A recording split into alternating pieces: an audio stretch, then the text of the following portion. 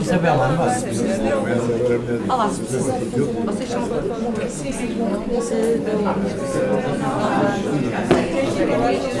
Ainda bem. Também não é nada. Também não muda. Físicos há poucos. Okay, well done. I will ask you, who are you? Okay, I imagine that.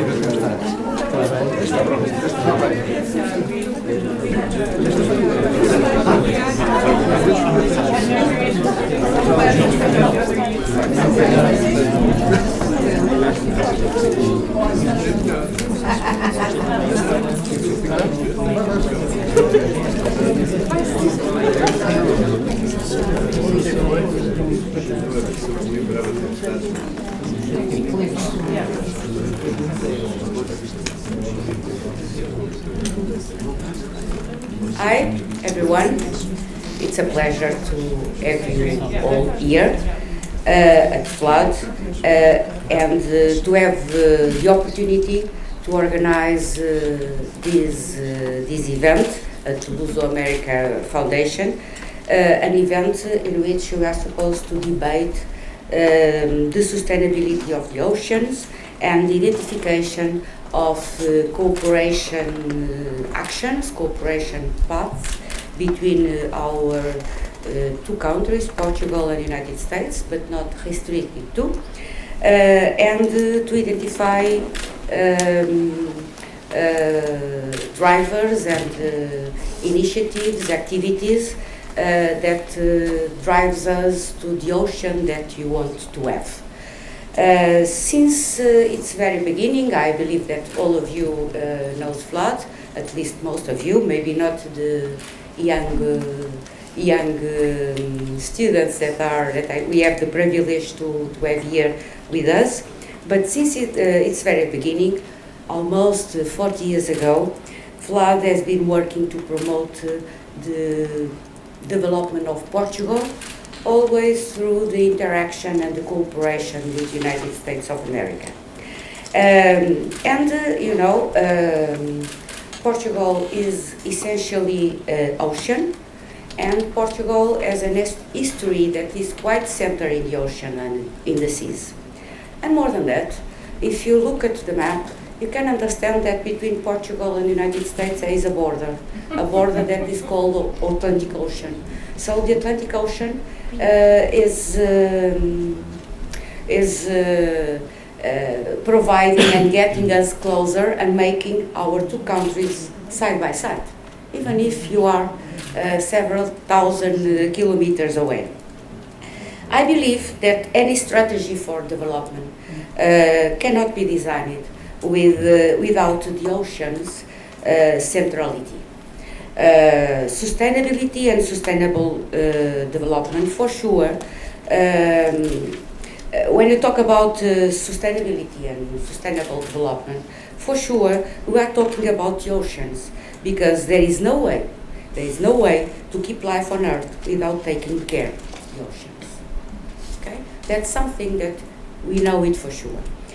And how are you going to take care of the oceans, or at least not damage the oceans and kill the oceans, if you are essentially ignorant about these physical, chemical, and biological behaviors and biological mechanisms?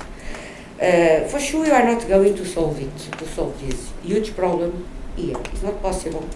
But we are going to be able, in a couple of hours, 2 hours maximum, we are going to be able to discuss and to hear from some experts that have a lifetime dedicated to the oceans, who can debate and understand what are their views and ask questions about what can we do for a better ocean and a better life on Earth.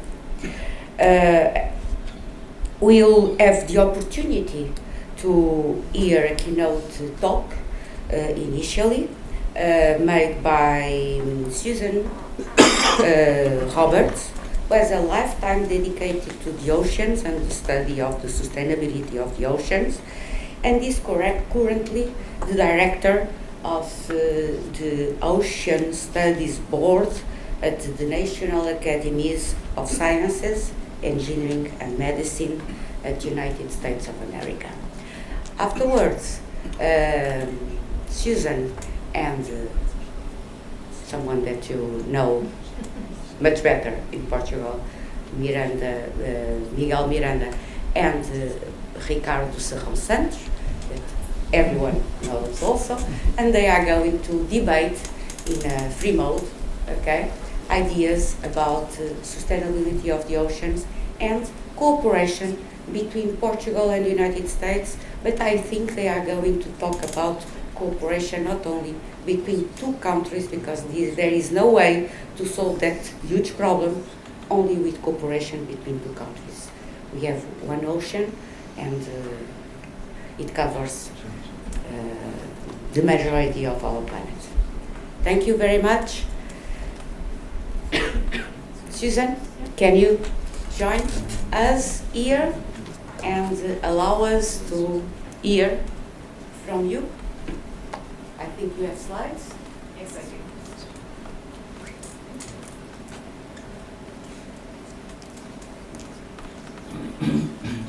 Okay.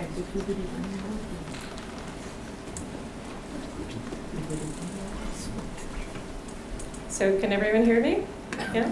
Okay, well, thank you so much for the invitation to talk to you today and tell you about the work of the U.S. National Committee for the UN Decade of Ocean Science for Sustainability, which is a mouthful. So we will talk about the U.S. National Committee. And I've called this presentation Achieving the Ocean We Want. So we know this is the Decade of Ocean Science for Sustainability, and it's the science we need for the ocean we want. And so this is trying to develop a pathway to achieving that science. And the report that you see, Cross-Cutting Themes for U.S. Contributions to the UN Decade, was produced by the U.S. National Committee, and I will talk more about that in the presentation. So we were asked by one of our federal agencies, the National Oceanic and Atmospheric Administration, to serve as the U.S. National Committee. And so this is the description of what we were asked to do. We will use our ability to convene experts and contribute to the advancement of the Sustainable Development Goals for the ocean. So this is the membership of the U.S. National Committee, and to make it very efficient and affordable, we said that the Ocean Studies Board membership would also serve as the membership of the U.S. National Committee. But we augmented the membership with other members from around the academies that also had an interest in ocean sustainability. So we have had a member from the Marine Board at the academies, which works on maritime transportation, one from our Gulf Research Program, which is focused on the Gulf of Mexico, and also from our Polar Research Board, because we know the poles have oceans. And then the other request that we had was to have early career scientists be part of this group. And so one of the first things our committee did was to set up a mechanism to have early career scientists apply to serve for 2 years. So they serve 2-year terms, and then we select another 4 early career liaisons. So we are now in our second group, and those are listed there. Okay, do I have motion? Maybe not. The 4 early career liaisons, and we've had just the most amazing group of young people to join our. They bring so much energy and ideas. It's been really a very good relationship. So we call this our Ocean Decade ecosystem, and it's because one of our big roles is in communication, and we want to be able to help the coordination within the U.S. on relevant initiatives for the decade, and also to have information regarding the UN Decade available to our community. So they have just one place they need to go to find out what's happening about the UN Decade and U.S. activities that are related to that. And then we also have oversight of activities. We convene annual meetings. Our next meeting will be in October. And then we coordinate by having members from the UN Decade Coordination Center participate in these meetings. We have also members from some of the regional associations have participated in our meetings, and then of course, our local scientists. One of the first requests that we had was to develop a very comprehensive website. So this is where people can go to learn more about the decade and more about U.S. activities in the decade. And one of the features is to have Nexus partners. So these are other organizations that are interested in participating in the Ocean Decade that want to be kept informed of what's happening with decade activities. And similarly, if they have an activity related to the decade, they can share it with us, and we will help to advertise that. So we have, I think, over 60 Nexus partners as part of our decade activities. And I'm going to talk a little bit more about what we call our Ocean Shots Directory, but these are ideas that the community has submitted for Ocean Decade activities that would be in support of the UN Ocean Decade. We also have a directory of all the U.S. Decade actions that have been endorsed by the UN. So if you're interested in finding a decade action that's related to your research, you can go in there and it's searchable, and you can find out what other programs have already been endorsed. So one of the things that we're hoping to do is to build a network of people. And so these are mechanisms that we put in place for that network. I mentioned that if you have an event, you can submit that and have it posted. We have an events calendar that has all the activities that are going on, so any upcoming meetings, and an opportunity, when they have announced another opportunity for endorsement, we will put that on the calendar as well. And then we have community announcements, and we produce a newsletter that goes out quarterly. So one of the other activities is we have been approached by what was previously the Youth Advisory Council. It is now the Youth Action Council. They just changed their name for the UN Ocean Decade. This is a photograph from the Barcelona meeting in April. And one of the things that they did was to host a side event there. It was a workshop for other youth who were interested in developing perhaps their own group in support of the decade. So these young people are between 15 and 25 years of age. They are the most energetic and dedicated young people you would ever like to meet, and also very talented. We do have, so they've produced several videos, and we have those available on our website also, so you can learn more about them that way. And one of the things that they are quite interested in is helping other youth groups become involved in the decade. So that's one of their programs. And then I mentioned ocean shots. So when we first set up the US National Committee, one of the things that our committee wanted to do was to engage the scientific community. And the way they decided to do that was to put out this call for an ocean shot, which was supposed to be like a moonshot. So something very ambitious that would really help advance the science of the decade. So we asked the community to submit their ocean shots. We received over 100 submissions. And then we had a very large Ocean Decade meeting in January. It was the kickoff for the decade in the US. And it was all virtual, of course, because it was during the pandemic. But it worked out actually quite well over 2 days and had over 1,000 registrants. Not 1,000 people online at any one time, but at least 1,000 people indicated they wanted to be part of this.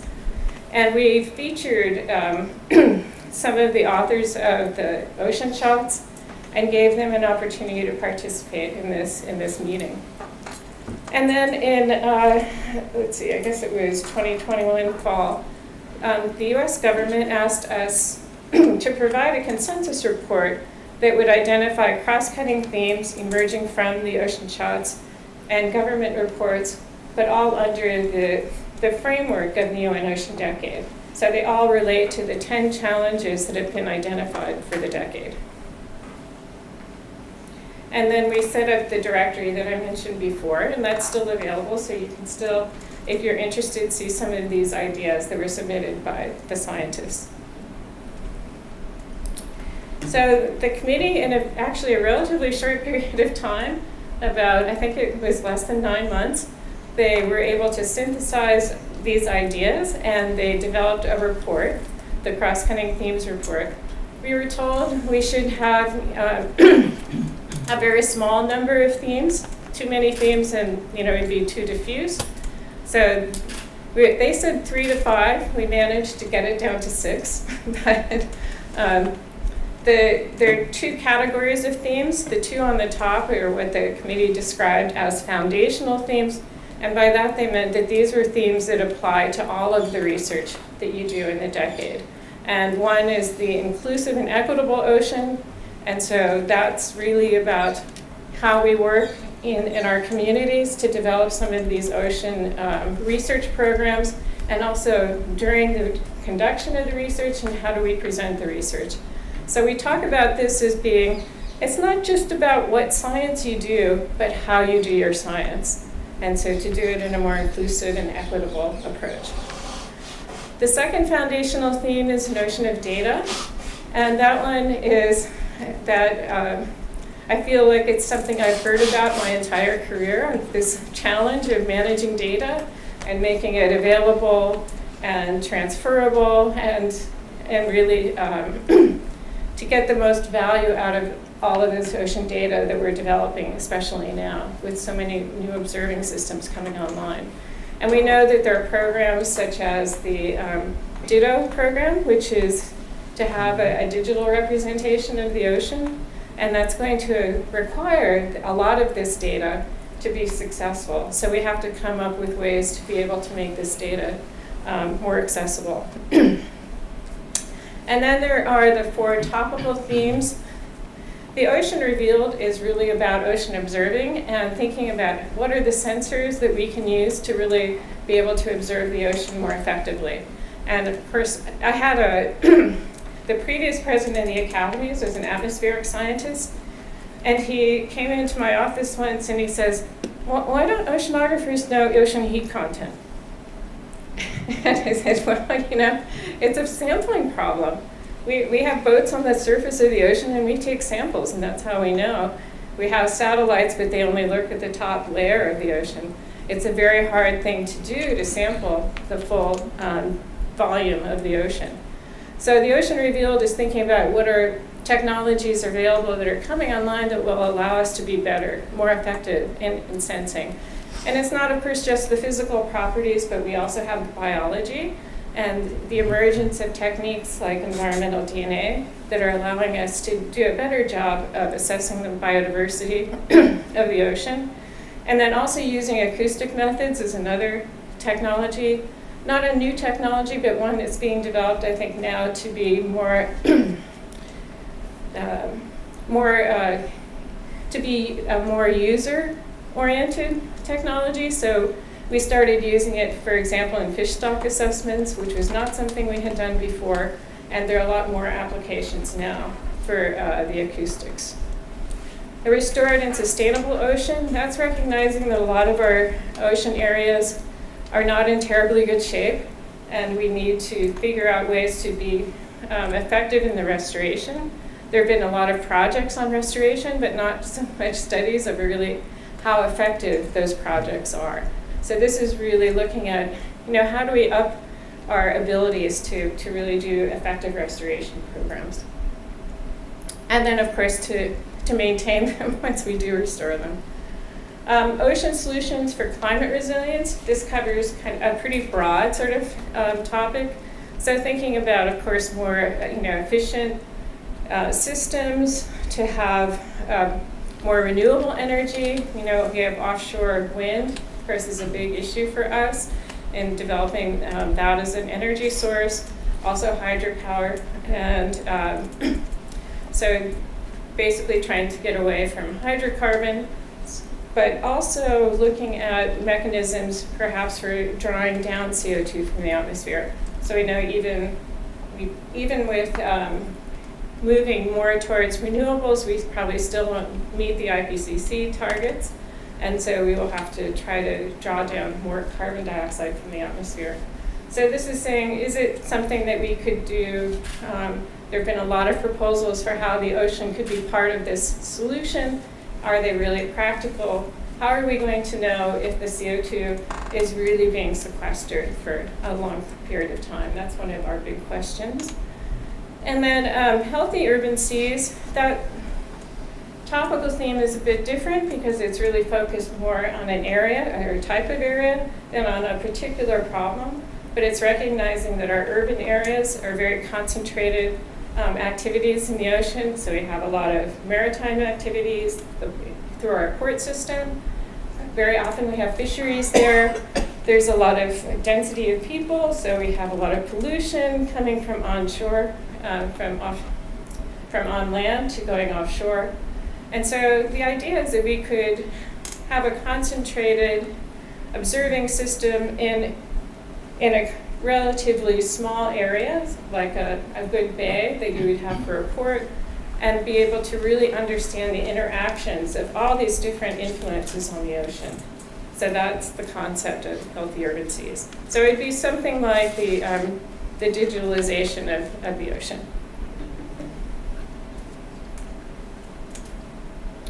So I'm going to talk a little bit about an inclusive and equitable ocean because one of the things that our report recommended was that we move forward by having some workshops to get people engaged in this topic and to really start to identify what are the key issues that need to be addressed. The first, we decided we needed to start with our foundational themes because, of course, that would apply to our other themes. And the first one that we took on is called an inclusive and equitable ocean, as I mentioned. And we recognized that for success, we'd have to incorporate this into all of our topical themes and to really get the community involved in the development of their research plans. And of course, also we need to monitor to make sure that we're making a difference and really increasing the equity and inclusion. How will we know we're successful? Because all communities will feel welcome to engage in Ocean Decade activities, and that there will be recognition of their interests, their concerns, and that they will participate. And then, as I said, we need to know if we're being successful, so we have to develop metrics that can be applied and documented such that each community can track points of progress and really assess our progress towards an inclusive and equitable ocean. And then the last one is, I think, really important. We have a lot of knowledge about the ocean. But we don't always communicate very effectively about the ocean, and we need to develop these materials that are educational, not just for children, but also for adults, and to make sure that there's an open access platform so that people can learn about the ocean when they want to know more. So we had a planning committee. This is the membership of the planning committee here. And then we developed 2 workshops. We also had town halls that were online so that more people could engage even if they couldn't make it to the workshops. And one we held on the west coast of the US, and we held the second one on the east coast because we recognize that it's a very big country and we have different issues depending on where you are. So that, for example, the west coast also included the Pacific Islands, and they have some very unique issues from some of the issues on the east coast. And yeah, that was my last slide. I had to take off my thank you slide because it was too large. So it would have not gone through email. But I did want to thank you. And also, if you have any interest in learning more about the Decade Committee, we have, so I said, we have a dedicated website. And all of our reports are available for free. You can download them as PDFs at our website. So it's very easy. It's at National Academies Press. And I guess if you have any questions, you can take them now.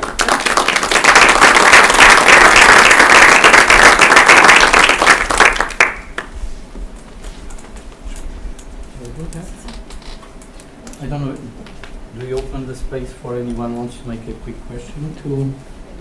Yes, Yeah, of course. do you have a specific budget for these activities, or are you using the budget of the organizations themselves?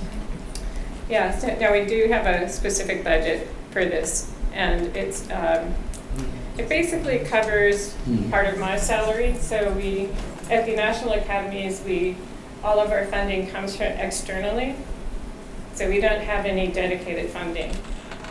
So part of my salary is covered by the funding. Our annual meeting is also covered by the funding. We used it, part of that for the report that we produced, and then sort of ancillary activities that we do.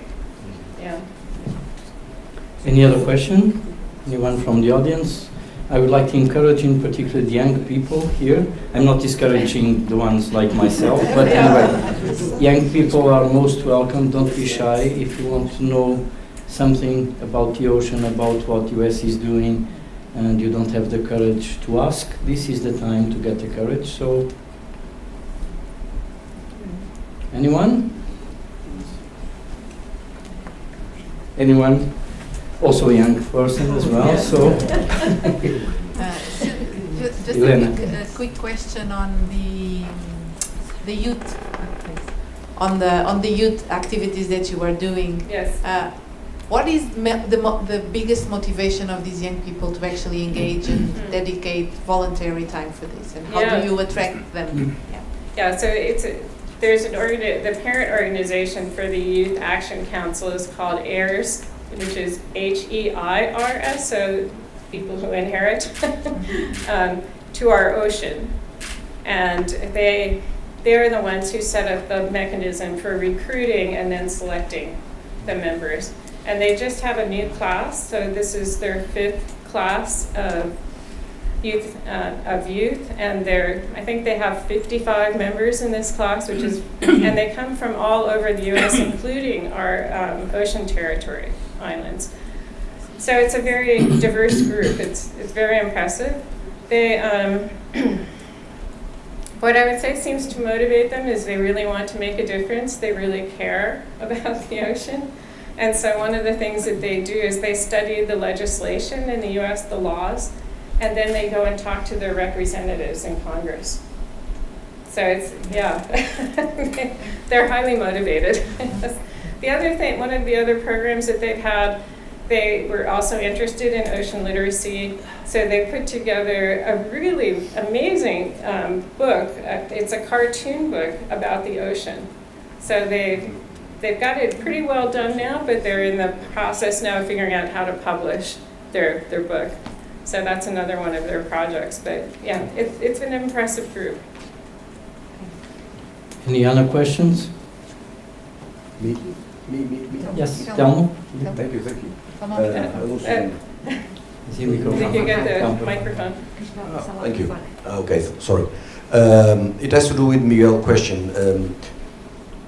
All the work of the National Committees, one of its work is to identify the existing research, but also identifying gaps of those research. Yes. So basically, my question is it planned under your committee or nationally, specific funding for identifying top-of-the-head research on these methods? So it's funding for the research or funding to For understand the research, gaps? For the research. Yeah. Yeah, we wish that was the case. We've been very hopeful that that would happen. So that was part of what we thought would come out of our report, that then they would have special research calls for the different areas that we identified, but we haven't seen it happen. Yeah. Any other question? No? Yes. Oh, good. I volunteer. We have someone young participating. We need your participation. Hello, thank you for your lecture.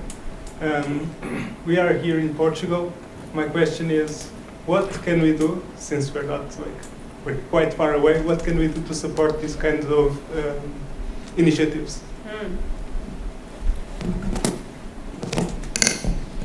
Well, I don't know quite what opportunities there are here, but I would really recommend that, I know there is also, in addition to the group that I mentioned, this Youth Action Council, we also have our early career ocean professionals, and I think that's a really good opportunity to network so that you get to meet more scientists outside of Portugal that you could develop, during your career.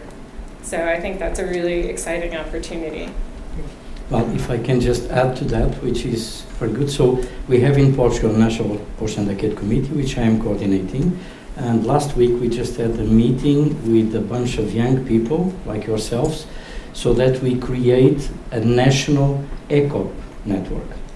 And so an ECOP by definition is, well, the definition is a bit strange, I would say, because it says it's someone who has done their last degree less than 10 years ago. And in some countries, not so much the case today here in Portugal, but still in some countries, some people do their PhDs when they are 50 or 55, which means someone with 65 or could be an ECOP. That's why when we promoted the Mário Ruivo Memorial Lecture Prize, which we give, and I would encourage you all, also the US, to young people, it's open to ECOPs, to do something, a project related to sustainability. The last year we gave the prize to a project on kelp regeneration by a colleague from Canada who is living in Australia. So then we decided it's ECOPs with less than 40 years old, okay, because otherwise we really want young people to give transformative ideas. That's where normally they come from. So this is a network, so many of you, I believe you have done you are in master's class or PhD, so you've done already one degree less than 10 years ago, so you could come into this. And what we want to do is that they make this network, they integrate with the global network, and then they work with us. So, sorry just for this interruption. No, that's exactly. So we are looking exactly for this, and we are looking at a transversal, a multidisciplinary and transdisciplinary vision, and therefore not only the traditional hard sciences, if you can call it hard science, and life sciences, but also social, economic, humanities. These are absolutely critical, and we keep missing them. Okay, so really encourage you. Sorry, any other questions for Susan? Sorry for my interruption here, but just to make sure you know it's happening. Nothing? So if there's no burning question now, I would ask my colleagues, so Susan, Miguel, and Ricardo, to come here to the table. Apparently I will sit here. I'll just change this a bit so that we can see each other. And I would stress Susan as it Yeah. Sim, não, vou puxar por cima. Não, vou já puxar. Tem aqui. Okay, good. So those who are in the corners like myself and you, Ricardo, we just have to be careful, just in case we fall. But I hope it won't be the case. Okay, good. Okay, so good afternoon, everyone. I have already started talking to you anyway. But my name is Luis Pinheiro. I've been working in the ocean for more than 40 years now. I did many research cruises, and I started working in this field with Dr. Hipólito Monteiro is here. He did his master's at Scripps Institute, and he brought to marine geology in Portugal things at that time when people were using computers with DOS and things like that. He started using Unix and things. So it's someone, and he told us, I remember that, Fatima is also here, we worked together, that he remembered always when he was at the Scripps, there was a sign saying oceanography is done at sea. It's very important that people have this opportunity. Maybe I'll get back to you, because I'm also coordinating a network of training at sea all over the Atlantic, which has 27 countries, 40 programs, and therefore we are promoting this. So I'm a marine geophysicist. I'm coordinating the National Decade Committee. I'm also chairing the Portuguese committee for the IOC UNESCO, so the Intergovernmental Oceanographic Commission, and I'm also working with Monaco on chairing the Marine Geosciences section there. So it's my pleasure to be here with all my friends. I think it's a wonderful opportunity for all of you. So I will ask some questions, but I would prefer that the audience asks their questions. And now we have a wonderful panel. So I will just briefly introduce. I know what you all have done. Some of us, we know each other for many years, but just in case I forget anything. So Susan has a PhD in marine biology from Scripps, and she has been at the University of California in Berkeley as a senior staff fellow, also at the National Institutes of Health. She's a specialist in fish muscle physiology and biochemistry, marine bacterial symbiosis, and development of cell biology, and she's director of the Ocean Studies Board at the National Academies of the US.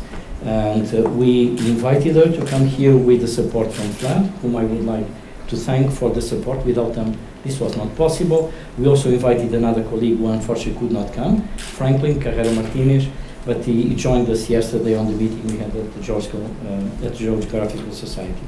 So Miguel Miranda, I think you all know our invitee. So Miguel Miranda, a long friend for many, many years, has a PhD in geophysics, and he was president of the board of directors of IPMA, which is the Portuguese Institute for the Sea and the Atmosphere, until 23. And is full professor of geophysics at the Faculty of Science of the University of Lisbon. He has throughout all his life, he has focused a lot on geomagnetism, marine geophysics, natural hazards, and particularly tsunamis. And he is currently the director of the Air Center.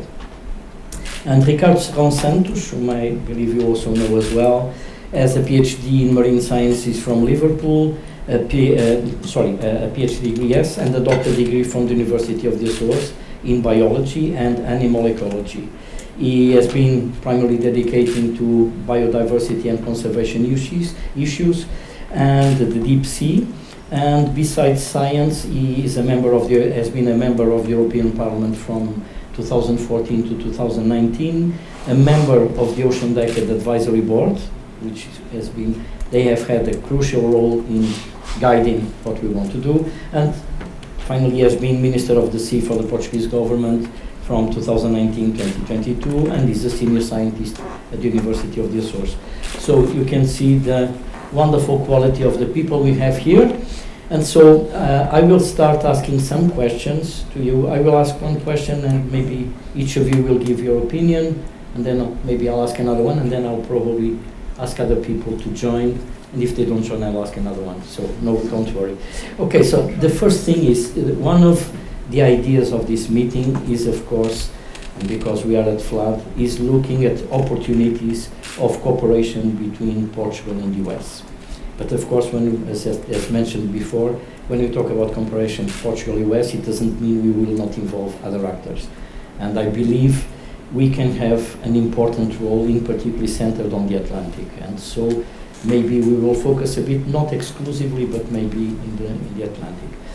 And my first question to you is, from your point of view, what do you think are concrete actions? So we many times talk about many ideas that we would like to do, and the decade challenges and so on. But what I would like to have your views on is, what do you think are concrete actions that we could do together? I will start with Susan, maybe we go this way, if you agree. Concrete actions that you think, maybe 2 actions, no need for a lot of them, but 2 concrete actions that we could probably do together that would benefit from this cooperation, that would center on gaps that you think are crucial to be solved in terms of the Atlantic.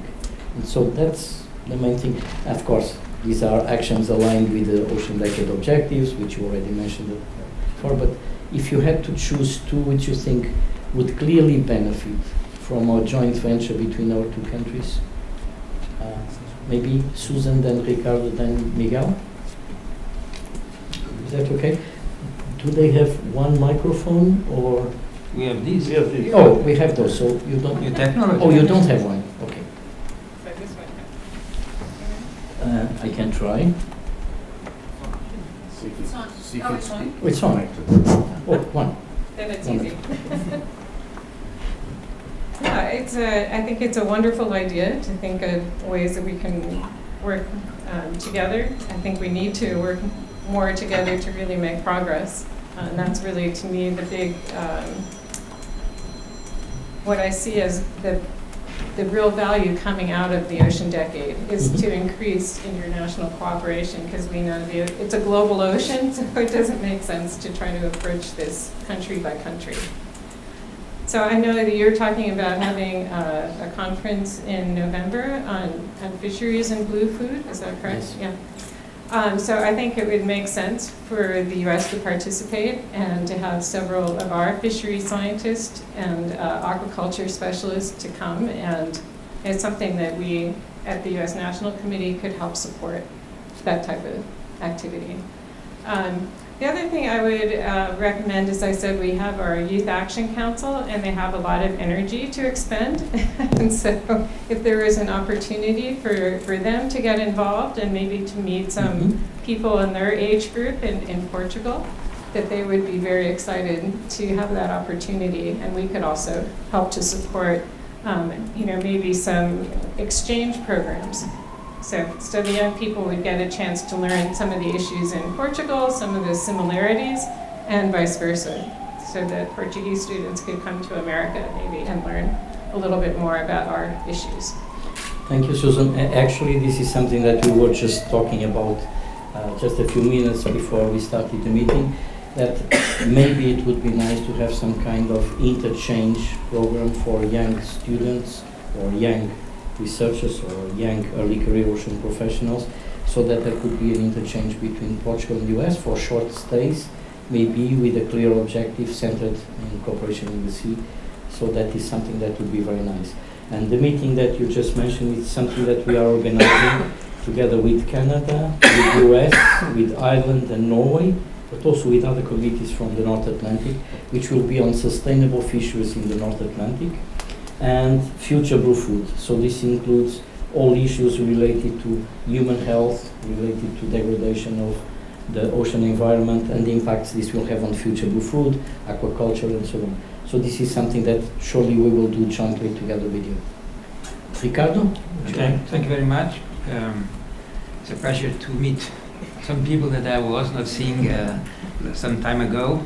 And it is also a pleasure to return here to the Luso-American Foundation for Development that was created last century. If it was this century, it would be the Luso-American Foundation for Sustainable Development. And I would like to discuss the issue of sustainability, because it's an issue. We are also on the day of sustainability, or yesterday or something, but we can come there after.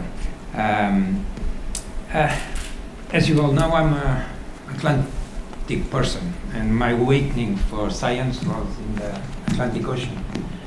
And on those times I learned a lot, and I learned a lot also on the cooperation between science and engineering and technologies. And I was lucky to live in a time when United Nations Convention of the Law of the Sea was coming to the nations, and that the cooperation was in fact something that was raised very strongly. And in fact, if this is an area where cooperation is needed, is the oceans. And there, with cooperation with the United States, I learned about the movement of the sea turtle, applying sound emissions, transmitters, satellite and the sound. I learned a lot about sea mammals and the movements on the Atlantic. I learned about the interaction between the deep sea and the surface through the jamantas that dive every day to 2,000 meters deep. But across the years, because we age, I learned also a lot about the changes in this use of the change of the climate and the heating of the sea, the expansion also of the sea due to the heating, the dead zones, the desertifications, learning that we have a very different sea that we had, or ocean that we had in the past, and that we have one ocean. And I learned that we have an unhealthy ocean these days. That's why we talk about restoration and these kinds of things. But we were working with a lot of technology. We are working already with a lot of cooperation. And some of the new cooperation is with corporations, foundations that are really very, very rich, much more than the funding that we get from the commissions and national funding, or eventually national funding in the United States. They are coming to dominate this area. Hyatt Foundation, the one who managed the Ocean X, which the last National Geographic is all about Ocean X, both the American and the Portuguese, and it is a very, very, very strong cooperation. But we deal with very difficult situation. I could raise 2 or 3 topics. One that is for me an issue that I'm dealing in other forum is the deep sea mining. Okay, cooperation. We need the cooperation deep sea mining, and many of the companies are based like metallics companies based in the United States and in this. And so I would like that these in fisheries, because 2 of the big problems that we can decide in the ocean, about the ocean, deep sea mining and sustainable fisheries, and fighting IUU fisheries. Others, eating of the ocean is not sold in the ocean, even to have to be sold elsewhere. And some of the technologies that are being developed, like offshore wind energies, are being complicated. You know about in New Jersey, the old plant has been bankrupted and was not installed. One was one of the big plants of Biden.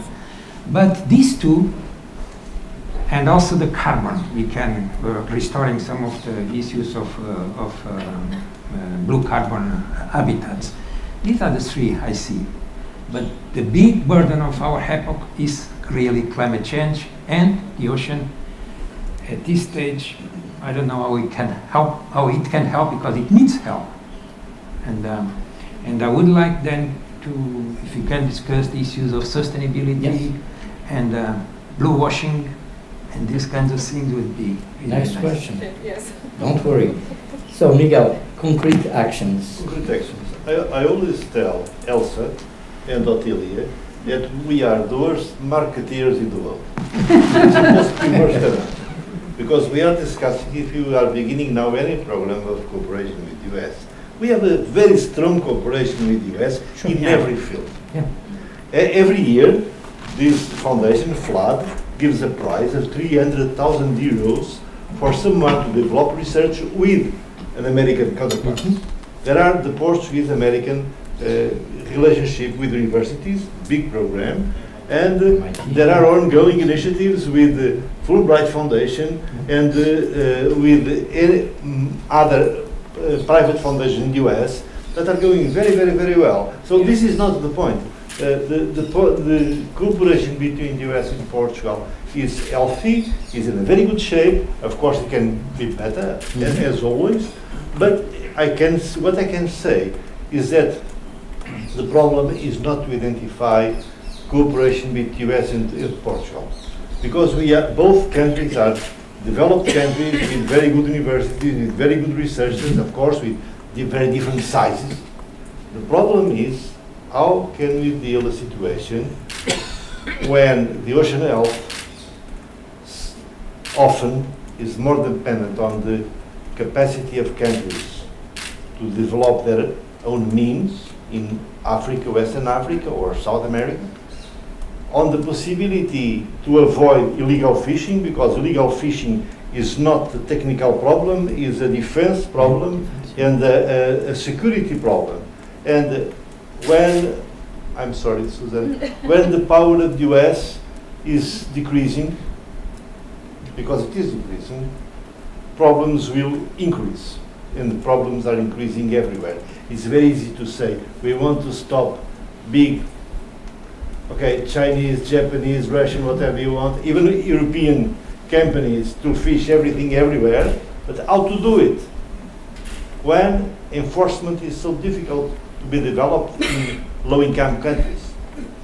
And if I see an area where we will have lots of stress, it's the same area where we are going to have lots of results. It's AI and data policy. Because on the ongoing situation, the Western world, or the Far Eastern world, is controlling the majority of data and the majority of ways to process data. And low-income countries are being very far away even Europe is far away from the big results in the AI. So this will create a very different world, because there are philosophical advantages in uncharted land, and there are philosophical advantages of faraway ocean coasts, when nothing will be far away, and when everything will be known. What will be our life? What will be the possibility of low-income countries to have a role?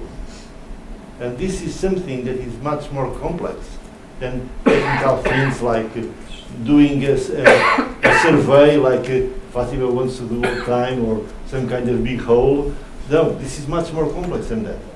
Is when everything will be known, when all information will be stored in a big computer that is owned by a private company in the US or a state company in China, what will be our life really?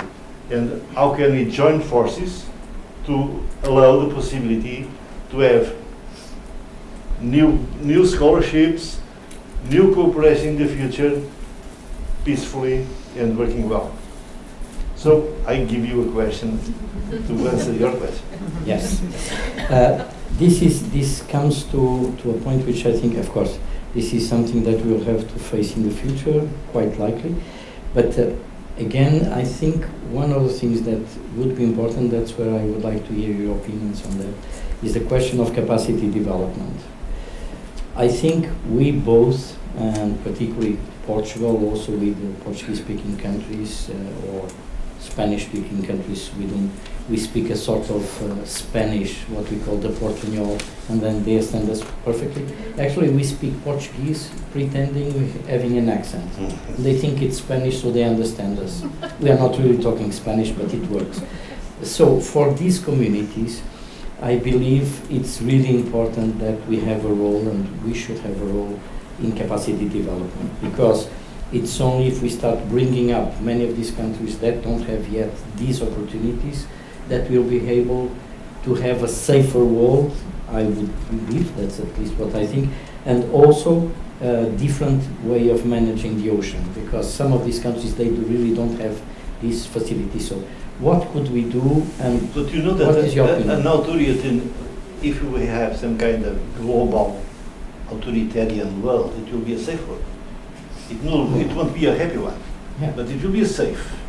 And this is the major context. You know that I'm in Air Center now. I've been lots of times in Africa and South America, Mm-hmm. and I know reasonably well most of those communities, and there are some conclusions that for me are clear now. It's impossible to preserve the environment without economic development. First one.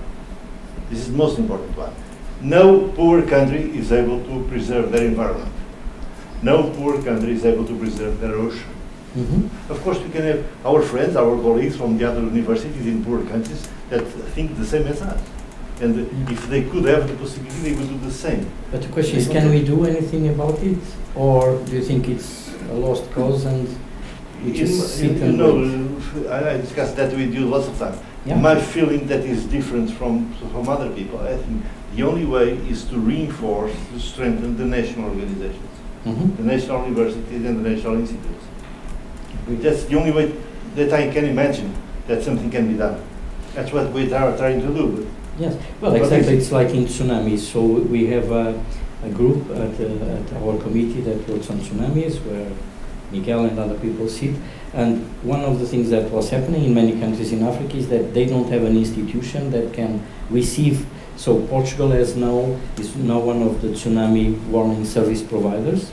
It's one of the for the Northeast Atlantic and the Mediterranean, and in many of these countries we don't have a counterpart that receives this, so they don't have anyone that is receiving these signals, they don't have an institution responsible for this, and so it's really very difficult to get there. So I totally agree that it's important, but it's a difficult issue, of course. And is there anything that both of you would think that we could do?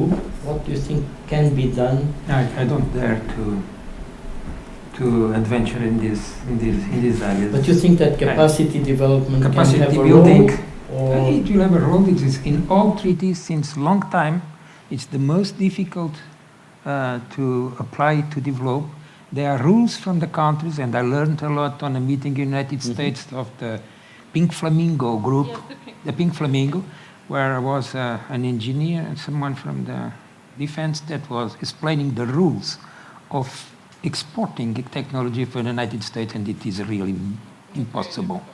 Very, very. I was not aware of that. But no, I don't do miracles. I don't dare to tell about this. We all say that technology development and capacity building in these countries is very important. But most of them move to other countries, the ones that are teach and we have wonderful scientists in ocean science from African countries, from everywhere. They don't have, but I would say that the war industry is more powerful than this industry, and I don't have solutions for that. I don't dare a kind of thought on this issue. I saw that there's some people become when you told an authoritarian regime. Yeah. I would advise you to read a book, small book, 60 page, called "The Collapse of the Western Civilization." And the collapse of the Western civilization is one of these books of blue humanities, written by two historians from the United States, and is written on the fiction by an historian from China. We were living in those times of the Second Republic of Second Popular Republic of China. The first part of the book was written in 2014, is what happened with all the conventions and the Kyoto that Canada supported and was the first to not comply, all the conventions that were failing until 2014. And the crisis was very big due to climate situations. And he describes that in 2091, there was the collapse. And the one who survived was China. And the others were really hurted by. And the Chinese are doing good progresses. I don't support, of course, authoritarian regimes. It's very bad. But we now understand that in terms of climate and carbon and so on, China is doing much better than us. In terms also of batteries. We are still fighting, producing batteries with cobalt and rare earth metals, and they don't. They are doing differently now. And our liberal system may lead us for the re-election as President Trump again, but that's very dangerous. But okay, that's not no. We But talked democracy about that has yesterday benefits. at dinner. But I was saying that because should read that book. I don't want to turn you all Maoists. Yes, Susan. A positive note. I'd like to throw a question back to you. That is, you talk about how to really be able to have a sustainable ocean, we need economic development first. So do you think we can promote economic development through education? Yeah, this is the only way. Yeah. In my view, the most stupid, not decision, but realization of the Western world in the South is not to have supported enough universities. I think this is the most not understandable strategy, because if there is an area and a location where some money, not lots of money, but some money could have results, is universities. Yeah. And the fact that we are not funding them is really wrong. Now the European Union has changed their rules slightly, and they have a list of countries in the South that can be funded, very marginally. But there are two things that should be immediately done. First, stop the limitations of cooperation between Europe and the US. Stop them, because the future will be very difficult. And the second, fund in a liberal way research in Africa and South America. Within 10 years or 15 years, 25% of the workforce in the world will be African. So what are we expecting to heavily fund universities in Nigeria, in Namibia, in Kenya, in the big countries that are not developing fast enough, but where knowledge is the only way they can to reset their economic landscape. Yes, that's a wonderful point. And of course, education is critical, and if anything is going to change, even authoritarian regimes, is education. Without education, it's very easy to install authoritarian regimes as well. So, okay, this maybe I would just open now a bit the floor so that people from the audience would have the chance to make some comments on what has been said, give some questions they would like us to comment on. We have a wonderful panel, so it's a wonderful opportunity. So please use it. Oh, good. So you have to be in our mailing list, because we need these people that ask questions and are interested. So leave the emails at the door before you leave, okay? Hi, my name is Sarah. I'm a student of the Masters of Economic and Law of the Sea, as we are all from this side at Nova. We are here by invitation of Professora Assunção Cristas. So I wanted to ask, there's this discussion between scientists between exploring the sea or not exploring to preserve the biodiversity. So what should we do? Where is the balance? Very good question. Very good. Miguel, do you want to start? Very difficult question. No, this is good for him. Look, I'm working now on the idea to situate the ages of the ocean in the Western culture. And I find that we have the ocean has three ages. One lasted 5,000 years. It was the classic times when the ocean was considered barren, was considered smelling bad, was not producing at all. And this came from the Semites through until the Middle Ages, and was something to be fearful. Then, with the discoveries of the Portuguese and the opening of the oceans and the idea that the ocean was immense, both in philosophy, in science, in literature, in poetry, the ocean was considered inexhaustible. Whatever we could do, we will not hurt the ocean. even you probably know a very important conservationist called Rachel Carson. Huh? Even that lady, it is the biggest example of the creation of idea of need of the conservation of our planet. She wrote on her book about the sea that whatever we do will not be equal what we have done in land, because this use of conservation and lack of sustainability in land are very old, but in the sea, nothing. And this was lasted until the 20th century. You have two important books written by scientists in the 60s, and the 60s were the kind of the ocean busters in the United States. Mm-hmm. The 60s, there was a lot of books appeared about economy of the sea and going to the sea. John Kennedy, that was president for 3 years, addressed 3 times the country about the new frontier, go to the sea and explore the sea together with the space. And so we have been living on that idea that we can exploit. We can exploit. And I think that we have to learn of this second age of the ocean, that we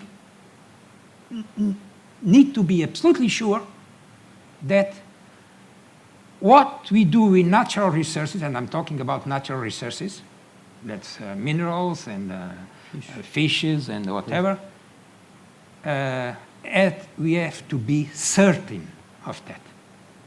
I think that the most close to create a big problem is deep sea mining. Okay? Mm-hmm. And we cannot go there without knowing if it can be done. And the deep sea mining is not a new issue. It was on the base of UNCLOS, the United Nations, that you are a lawyer. It was on the base. It was being discussed just after the Second World War. We know since before that the manganese nodules were there. But in the 60s, we were discussing because we need metals, we need copper for now. The new generation of deep sea miners say we need them for the energy transition. Okay? And it's true. And It's true. I don't know. I think we have overcome this age that I call the meme of inexhaustible sea, and we cannot return there. Mm-hmm. We live in a mare. We have a Mar Liberum. We have in the video a mar of crisis, Mm-hmm. sea, and the interactions between many factors in the ocean atmosphere and so on are bringing a big stress to this. So exploiting has to be very, very, very precautionary. Yes, Miguel. Okay, I'm giving yes, a very that's what I different would like approach to have as your anyone view. could expect. It's a liberal. How can we? Ultra-liberal. I He's invite you ultra-liberal. to read very carefully the Draghi report. You should read it very carefully, because one of the points, of course, not the way I'm going to rephrase it, but that is culturally the same, is that only rich people can be generous. I'm simplifying, but it's not so different from that. If we are very poor, imagine within 20 years, this is what Africa is now to the world. Okay, this, Lisbon. Yes, what? Lisbon. Oh, no, São Miguel will be worse. Imagine that. What? Horta, no. Horta is okay. Horta is But okay. Horta is No, okay, Angra but- do Ruiz will be safe. Tribalism. No worries with Horta, Ricardo, it's okay. No, imagine that. What could be the role of the Europeans or educated Americans or the Ivy League universities on the world? Zero. Zero. This is something that cannot be changed. So we must find some compromise, some trade-off between exploring the minimum, Exploiting. Exploiting. exploiting the minimum needed, but preserving Yeah. the average economy and wealth of the Western countries. If we are not doing that, we are crazy. Because, of course, we can take drugs and feel happy. It's not so expensive with the chemical products, of course. But it's not a good solution. We should have a trade-off, understand the risks, communicate the risks, be transparent, not forgetting nothing that is really happening, but frankly, not taking the next 50 years to discuss if we can take the magnesium nodule or not. Because we are doing another experiment with another sea mission that will decide what is the percentage of impact on a specific ecosystem. Of course there is impact. Of course we are destroying. Because the humans, when they conquered the world, they destroyed a part of the ecosystems here. And now we must be more careful, much more careful. But we cannot put ourselves in a situation that can arise where democracy will not be able to fight climate crisis, nor the environmental crisis, or the ocean crisis. And that's the point of Ricardo before. Yeah. We are not sure if democracy is able to do so. Yeah. So, if you want to preserve democracy and you want to preserve the planet, at the same time, the trade-off is very difficult, but that's what you should study. So, when people say, what can I do? Study. Study more. No, regulate also. No, don't regulate. Don't regulate. First study, then regulate. We know we have regulation is destroying the wealth of Europe. Yes. Well, I just passed the word also to Susan. But of course, as people may realize, we are replacing hydrocarbons by metals. And sometimes there is this idea, when you go and buy a house or rent a house, you click on something, a small button, and you will have light. Where does this come from? People think it comes from Maki or one of these places you go there and buy it. It doesn't. So the same thing, and metals, you need them for everything that we have. Even when you have an injection, how do you make a syringe? How do you make the needles? How do you make an apparatus for TAC or for NMR or whatever? So, and the fact that even with the energy transition, we are replacing by metals. And the other thing connected also with these authoritarian regimes and things is, for instance, the economy of the Western Europe is largely based on technology, particularly larger countries, richer countries like Germany and so on. And for instance, in 2011, China suggested that they were going to stop sending rare earths. So if we don't get the raw materials in Europe, it will be a total disaster in terms of economy. And so it's not only the fact, is there on land, is there on shore or so on, it's the question also of geopolitics, in which, for instance, 90% and more than 70% of most of the critical materials now, these are in the reports from the European Commission, they are produced in China. So they control all the market. And so this is something that we have to think. So this idea, how do you think? It's a very difficult thing. That's why you need to study and find solutions.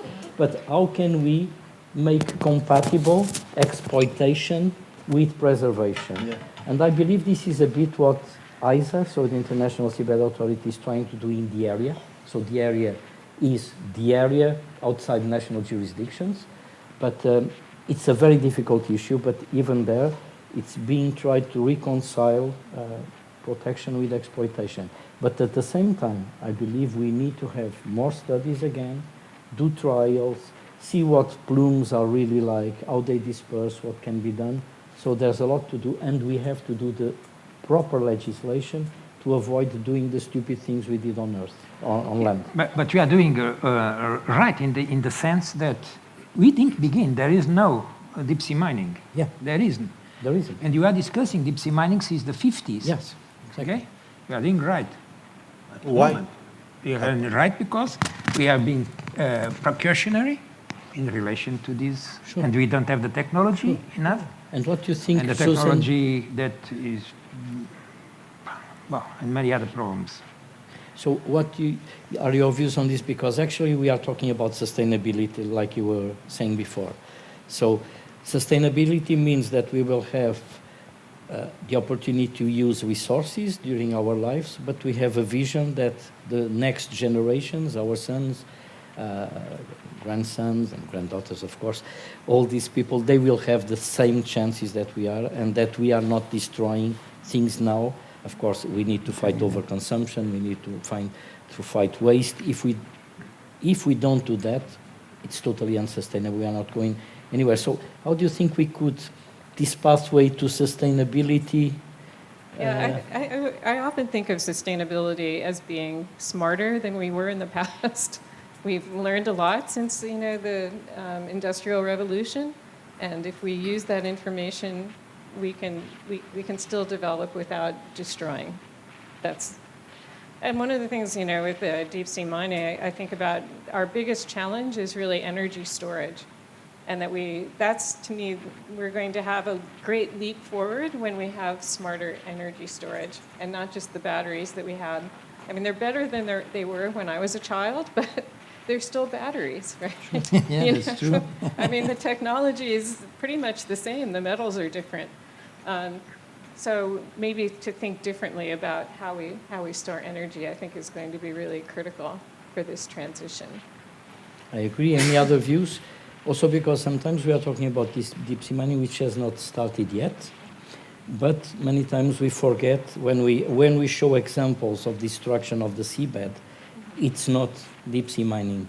It's happening already, and it's deep sea trawling, all these things. They are destroying this. Also, what are the impacts of what is sold as a blue solution, like, for instance, aquaculture? We are still trying to find ways. For instance, when they use antibiotics on those, you will get the antibiotics later on. And this is because you need to produce a lot, you need to make a lot of money. That's one of the problems of society. We are not acting sustainably and reasonably, and that's why first we do the things, and then we look at the problems we've caused, and then we try to solve them. So feeding, the problems of feeding in aquaculture, the problems of disease, how do you deal with that? So any views from any of you? And then maybe, I don't know, can we use another, so we should finish at 30. Can we go another 5 or 10 minutes, if anyone, so that we have some. Can you hold me, Fabio? Or 10 minutes? Yes? Okay, so we're still on time, but maybe we could have the opportunity for more people here to ask some questions to our invited. Yes, Elena. Biotechnology, genetic resources, also a critical area, so I don't know if you're going to ask on that. But Yes, I was going to bring a different angle to this discussion, which is circularity, which I think it's really important, and we are not discussing here, especially on these metals things, because, latest data, at least in Europe, shows that our recycling volumes are ridiculous, especially in the metals area, so there's a lot of things to do there. And regarding sustainability, I was also would like to ask the panel to think a bit forward on, today we are talking about nature-based solutions and how we can get inspiration from the processes that are already happening in nature to solve a problem. So, for example, how can we restore coral reefs using inspiration from other nature-based processes? There's bacteria that convert carbon dioxide in calcium. Can we do those things? There are biotechnology processes that can help us produce more food. There's a total new way of looking at the things, because I don't think it's the question of doing more batteries, actually. I think the question is of doing it completely different than what we are doing today. So I would like to see this angle in the discussion, especially for Miguel, because I know him for a while. Of course, I would like I'd like to to provoke him. yes, I Miguel. would like to answer this. Just go ahead. Of course, research is needed, much more research than what we are doing now. We are losing on the research course. But let's be clear, we need the batteries now. Because the alternative is not some scheme that a university guy is able to do on a blackboard, okay? The alternative will be a much worse situation. And we need to be pragmatic, because, as I always say, the utopies always lead to dystopies. They are the two faces of the same coin. So we need a pragmatic approach, and we need to be fast. We cannot spend much more time than we are spending now. We are losing the technological and research fight against China, for example. We are, of course, the US has a different role, and we must cooperate much more with the US, in my view, to gain from that also. But it has also some fragility, because a part of it depends on the private sector. So it can be a fragility in the future. So this is not an easy question. For difficult problems, unfortunately, there are no easy solutions, like always. So we need to be pragmatic. We need to put our people working as much as possible and give transparency to what we are doing. There is in Netflix, there is some film I will advise you to read on the post office scandal. You know what it was? Yeah. It was a scandal in the UK where 20 or 30,000 people were obliged to give money to the post to a mistake in the computer software. Okay, that was discussed during 30 years. Okay, and it was a lack of transparency. So we accuse for example, China people to not be transparent, but sometimes we are not also transparent. So we must give transparency and take risks, because the life is a risk. There is no risk. There is no life without risks. This is something that should be understood by everyone. Susan, would you like to share some of your views on this question? No, There are two questions there. Or Ricardo? But just to say, for instance, China at this moment is producing lithium iron phosphate batteries that need a lot less metals, and the metals company is saying that I have to go there because I need the cobalt for batteries. With this, there are other routes that is coming, but it's not there. Two questions there. Would you like just to comment on this, Susan? Yeah, so I do have a question for you. One of the things I know that we were talking about in the U.S. quite a lot is switching to hydrogen as a power, and I'm wondering if you're having that same conversation in Portugal, particularly for maritime traffic. With ups and downs, And a lot of washing. Exactly. And washing.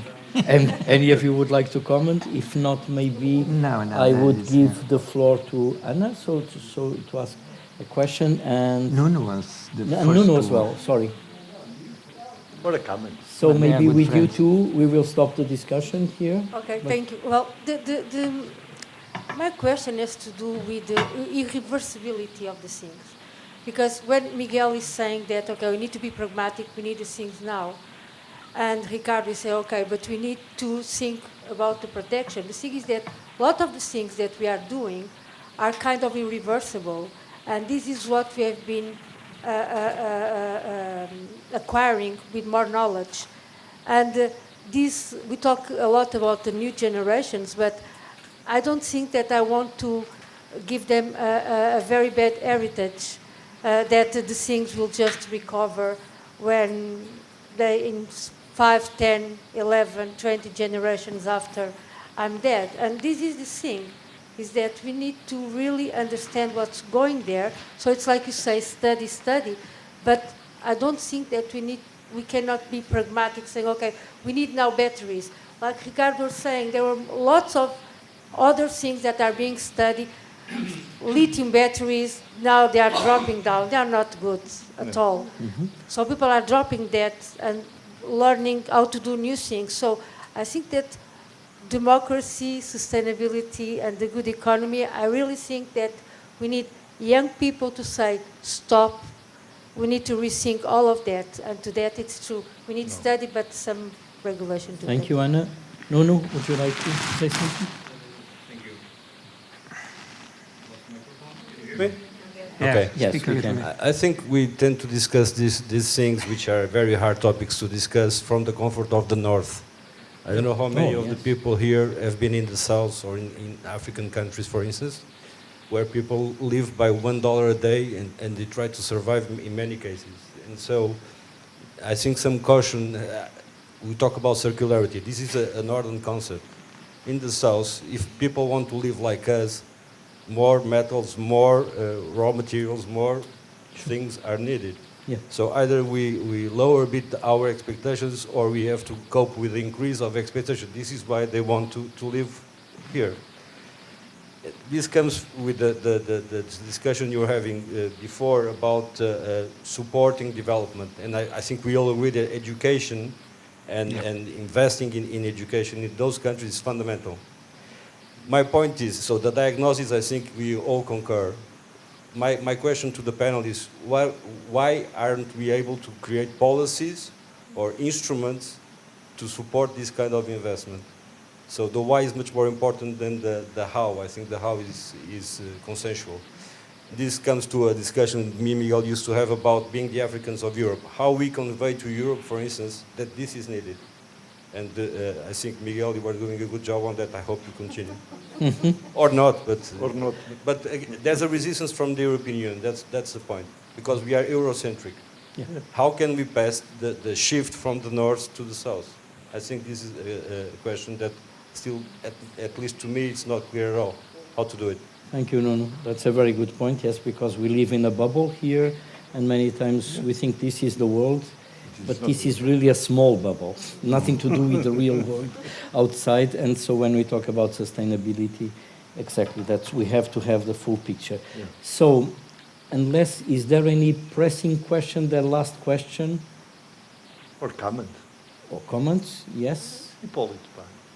Estou sempre a pressionar o Hipólito. If there isn't, I would just ask the three. I'm not just going to thank you Não, now. deixa o Hipólito monta. Ah, o Hipólito, É o nosso força. mais velho, pá. É o nosso mais velho. We are speaking English. I look for you all, and you are all masters. Masters are very important. As you said, study is very important.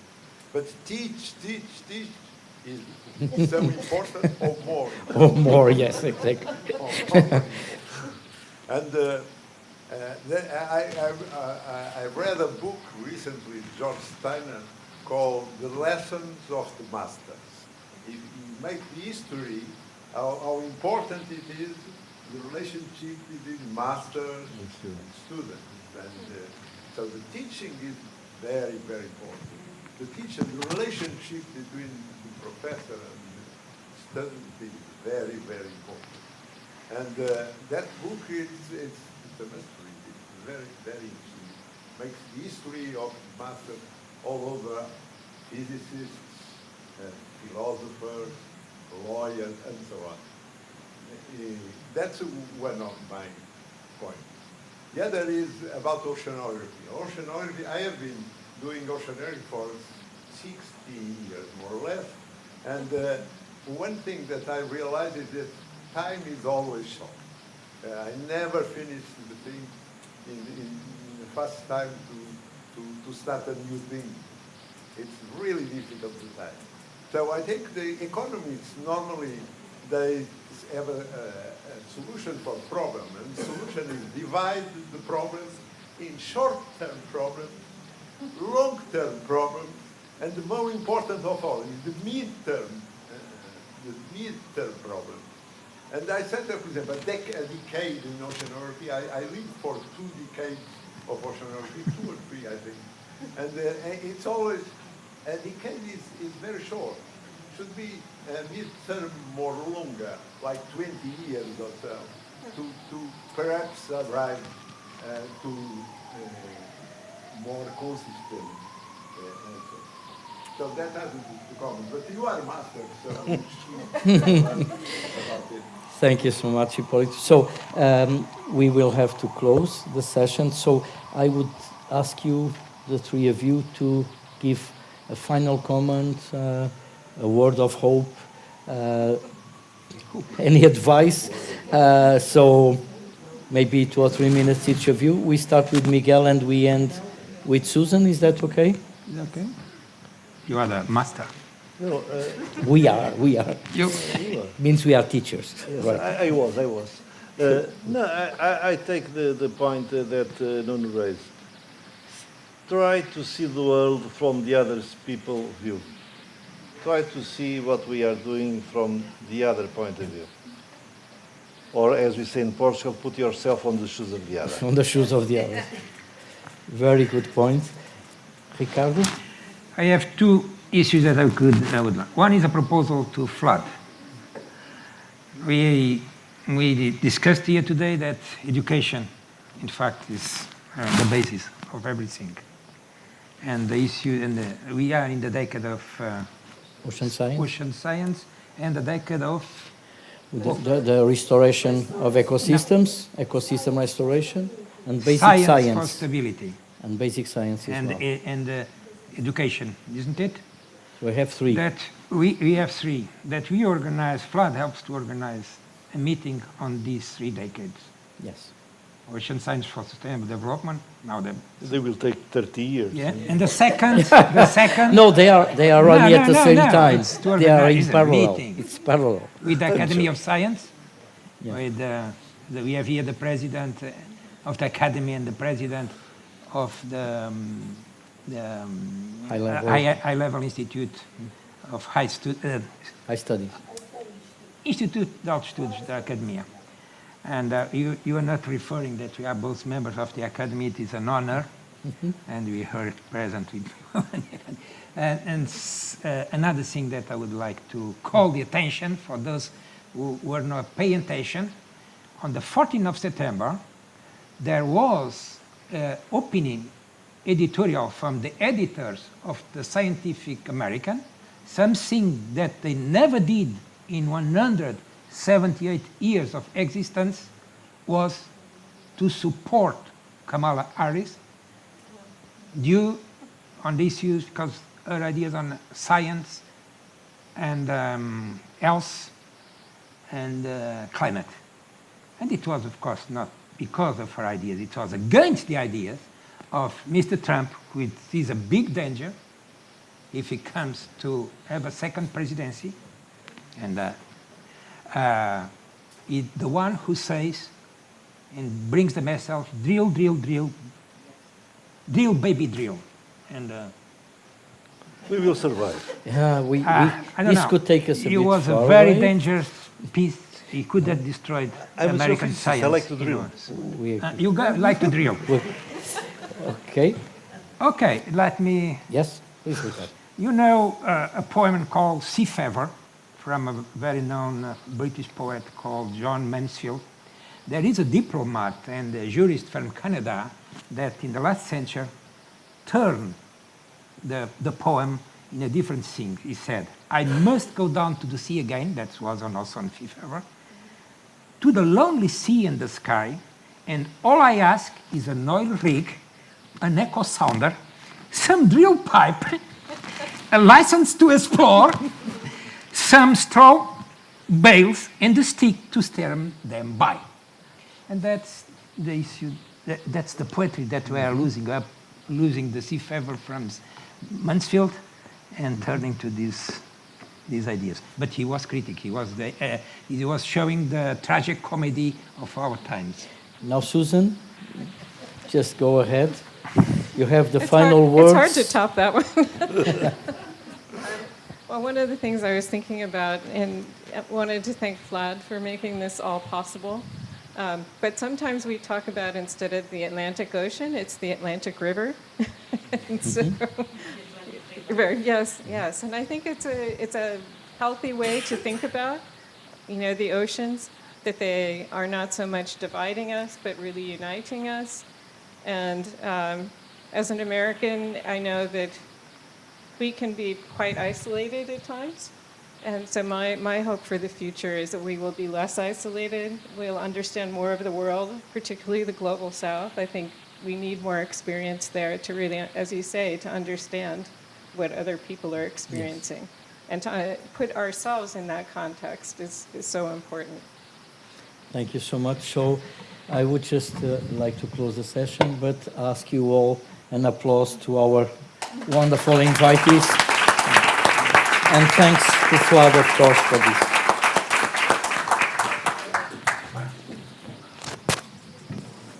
Oh, sorry, there is the closing session. No, it's not a closure. It's only some words. It's working? Yes. I think it was amazing. We all, I like it very much. We all understand that we have a global ocean, and to think and to design cooperation or country to country, side by side, or to think on solutions that are designed in one country, it doesn't work. It will not work. Some talk about, I think all of you talk about the necessity to not only to cooperate in the horizontal, in the North Hemisphere, but to think in the South, in the global South, and nothing that you can do in terms of sustainability in the land, but especially in the ocean, can work without a solution, without integrating the global South. And they are clearly quite different from us, and we do not understand them. We live in our world, we have our problems, we design solutions for our problems, and nothing that works for us will work for the South. It's a different world, but they are human beings like us. So how can we consider that the Atlantic is not horizontal, the Atlantic is vertical? So that's something that we need to understand. People think that cooperation can be between Portugal and the United States and Europe and the United States, but always with a third vertex in the triangle with the same importance, okay? That's the South, South America and Africa. In fact, it's there that the future is going to be, okay? It's only a question of demography. If you look and you project the numbers, you can understand what's going to be to Europe in comparison with Africa. Of course, data, of course, artificial intelligence. We are going to live, as Miguel mentioned, in a world in which everything will be known, and I would join immediately. Okay, so that's something that you need to think. Then to deal with the South, maybe data and the artificial intelligence is as a word to say. Also capacitation, teaching, learning, education, study. Because in fact, I believe we do not know nothing about the oceans. So how can you think on mining if you don't know what is the effect? But in fact, okay, when you think about the transition, when you mention that you are going to eliminate coal and you are going to eliminate oil, okay, we are going to replace it by something else, okay? Metals, whatever, other raw materials. And they are not produced, they need to be extracted. I don't know where, but for sure, somewhere. I don't know, universities, yes, universities in the South, okay. In fact, where are the universities in Africa? We are professors, we are students, all of us knows the universities in the United States, in Europe. Where are they in Africa? Where are they in Latin America, in South America? Yes, we know some of them in Brazil, okay? And very good, by the way. But some, we don't know them. So you need to empower them, empower the students, empower the next generation, the professors. Okay, this is a very complex problem. So for a very complex problem, we don't know simple answers. I believe that no one has an efficient answer. We need trade-offs. We need to exploit. We need to conserve. We need to understand if democracy will survive that big problem that you have of sustainability. Okay, it's not so easy to. And of course, there are other issues. You talk about regulation, yes or no. There are different opinions. Yes, and if you look at Europe and the United States, there are for sure different opinions. Okay, another word that I realized was transparency. Okay, we need to know. I don't know if it's easy to be transparent, especially in the world in which the fake news and things that you don't know anymore if they are real or not real, if they are true or not true. It's difficult for us, but we live in a bubble. Imagine the normal normal citizen that is not a professor, is not a researcher, a scientist, a higher education student, how they deal with what to know clearly, what is true or not true. So transparency, it's something that we need for sure, but it's becoming more and more difficult to evaluate, to understand. I'm going to finish. I think congratulations for the panel. Okay. At the end, you are going to have some drinks, some food in the corridor, and please take advantage of our garden. I know that the weather is it's nice. It's nice. So take advantage of it and continue working and talking and exchanging ideas. Thank you. Thank you very much.